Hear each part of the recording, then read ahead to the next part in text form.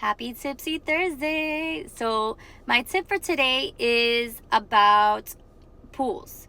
If you're a homeowner or a tenant who has to service your pool, my recommendation is stop spending $120 or $100 or whatever it is that you pay for pool service. Why?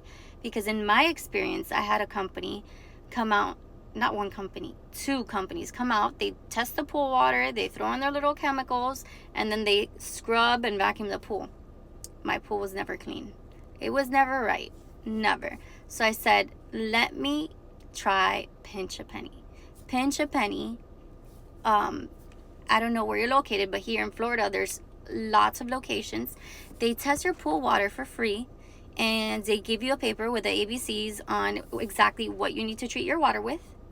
And right after you treat your water, my number one recommendation is scrub your pool.